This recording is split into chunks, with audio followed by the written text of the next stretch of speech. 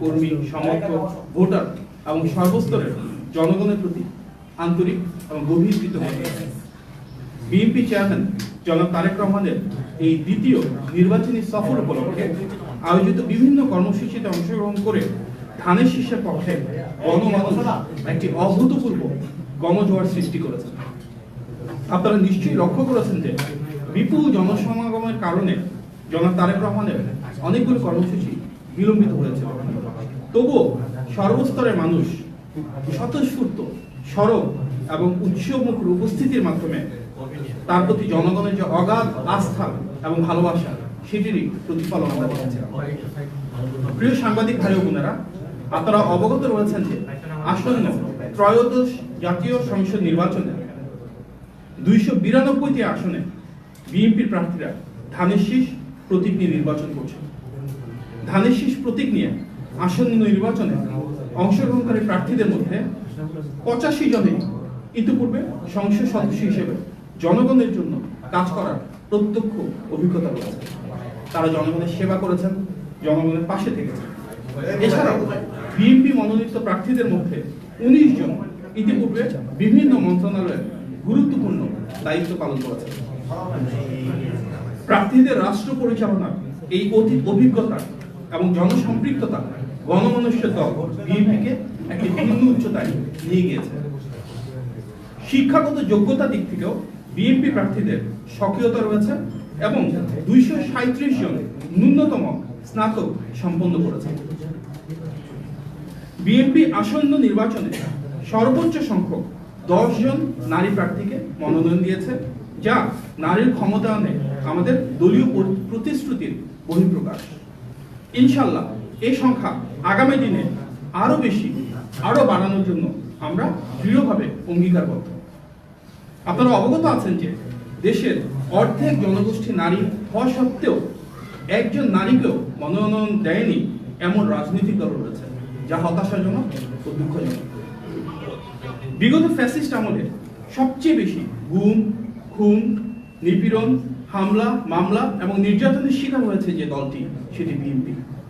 স্বাভাবিকভাবেই বিএনপির মনোনীত প্রার্থীদের মধ্যে ফ্যাসিস্ট দ্বারা সবচেয়ে বেশি যারা নির্যাতিত হয়েছেন ওনাদের আধিক্য রয়েছে। বিগত স্বৈরাচারী শাসন আমলে গুম হওয়াদের মধ্যে রয়েছেন 3 জন প্রার্থী, তথা জনাব সালাউদ্দিন আহমদ, জনাব আনিসুর রহমান তালুকদার খোকন ও জনাব হুম্মাম কাদের চৌধুরী। এছাড়াও গুমের শিকার হওয়া পরিবারের মধ্য থেকে 2 জন প্রার্থী রয়েছেন। তারা হলেন সাবেক এমপি জনাব ইলিয়াস আলীর স্ত্রী তাহসিন রুজদি লুনা এবং সাজিদুল ইসলাম সুমনের বোন ও মায়ের ডাকের সমন্বয়ক সানজিদা ইসলাম তুলি।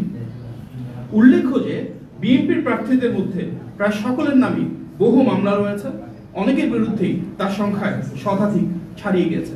প্রিয় সাংবাদিক ভাই ও বোনেরা, আমরা লক্ষ্য করছি যে একটি নির্দিষ্ট রাজনৈতিক দলের প্রার্থীরা এবং তাদের বিভিন্ন পর্যায়ের নেতা কর্মী ও সমর্থকেরা ধর্মীয় অনুভূতির অপব্যবহার করে নির্বাচনী প্রচারণা চালাচ্ছেন।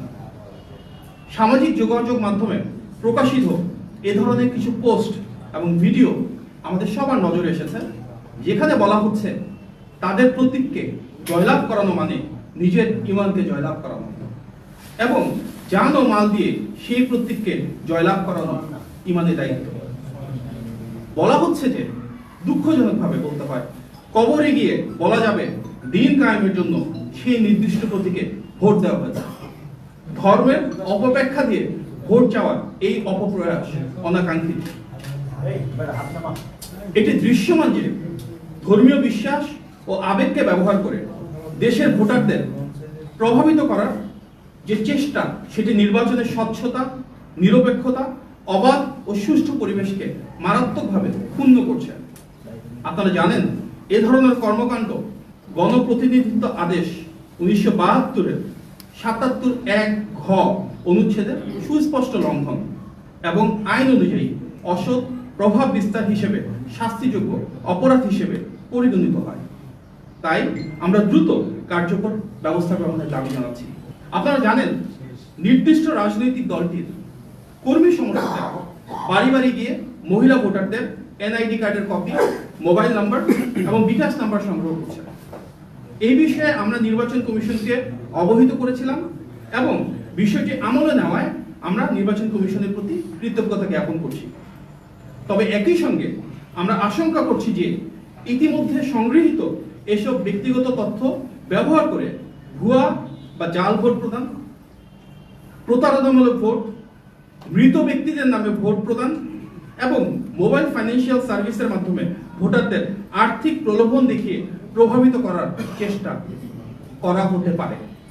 আপনারা জানেন এই ধরনের কর্মকাণ্ড ভোটার তালিকা আইন 2009-এর ধারা 14, দণ্ডবিধি 1860-এর ধারা 417 ও 420 এবং ডিজিটাল নিরাপত্তা আইন 2018-এর ধারা 2 অনুযায়ী দণ্ডনীয় অপরাধ। তাই আমরা নির্বাচন কমিশনকে অনুরোধ জানাই দ্রুতই যেন এসব বেআইনি কর্মকাণ্ড বন্ধ করা হয় এবং এনআইডি তথ্যের অপব্যবহার রোধে প্রতিরোধমূলক পদক্ষেপ নেওয়া হয়। আমরা জানতে পেরেছি প্রতিটি ভোট কেন্দ্রে ভলান্টিয়ার ক্যাটাগরির 13 থেকে 15 জন আনসার ও ভিডিপি সদস্য নিয়োগ দেওয়া হবে, যাদের একটি বড় অংশ সাধারণত স্থানীয় বাসিন্দা। স্থানীয়ভাবে বসবাসকারী অনেকেই বিভিন্ন রাজনৈতিক দলে সম্পৃক্ত থাকায় তাদেরকে নির্বাচনী দায়িত্ব পালনে নিয়োগ করা নিরপেক্ষতার প্রশ্ন তোলে বলে আমরা মনে করি। তাই আমরা নির্বাচন কমিশনের কাছে আনসার ও ভিডিপি সদস্যদের নিরপেক্ষ ভূমিকা নিশ্চিত করার জন্য তাদেরকে নিজ থানার বাইরে ভিন্ন জায়গায় নির্বাচনী দায়িত্ব প্রদানের দাবি জানিয়েছি। প্রিয় সাংবাদিক ভাই ও বোনেরা, আজকের এই সংবাদ সম্মেলনে উপস্থিত হওয়ার জন্য আপনাদের সবাইকে আন্তরিক ধন্যবাদ এবং কৃতজ্ঞতা জানাই। আপনারা সবাই ভালো থাকবেন। আল্লাহ হাফেজ। আসসালামু আলাইকুম। একটা প্রশ্ন ছিল, বেশ কিছুদিন ধরেই দেশি এবং বিদেশি গণমাধ্যমে প্রচার করা হচ্ছে মার্কিন যুক্তরাষ্ট্র একটি নির্দিষ্ট দল হিসেবে জামাতকে সমর্থন জানিয়েছে, কিন্তু মার্কিন পররাষ্ট্র দপ্তর এবং দূতাবাসের পক্ষ থেকে বলা হয় যে মার্কিন যুক্তরাষ্ট্র নির্দিষ্ট কোনো দলকে কখনোই সমর্থন করে না। এই বিষয়ে আপনি কি বলছেন? দেখুন, বিএনপি বিশ্বাস করে যে কোনো দেশের অভ্যন্তরীণ বিষয় তার সার্বভৌমত্বের সাথে সরাসরি জড়িত এবং আমরা বিশ্বাস রাখতে চাই গণতান্ত্রিক বিশ্ব সেই সম্বন্ধটাকে ধরে রেখেই বাংলাদেশের অর্থনৈতিক এবং অভ্যন্তরীণ যে বিষয়গুলো রয়েছে, যে নির্বাচনী প্রক্রিয়া রয়েছে, গণতান্ত্রিক অভিযাত্রা রয়েছে, সেটাকে সম্পূর্ণ স্বাধীন এবং সার্বভৌমত্ব বজায় রেখে কাজ করতে সেভাবে অনুপ্রাণিত করবে এবং সেটি আমাদের বিশ্বাস। আজকে বিকেল নাগাদ জানানো হবে। এখন পর্যন্ত আলোচনা চলছে। আগামীকালকে তিনি হয়তো ময়মনসিংহ গাজীপুরে যেতে পারেন। বিকেলের ভিতরে সিদ্ধান্ত যখন চূড়ান্ত হবে আমাদের দিক থেকে জানানো হবে ইনশাআল্লাহ।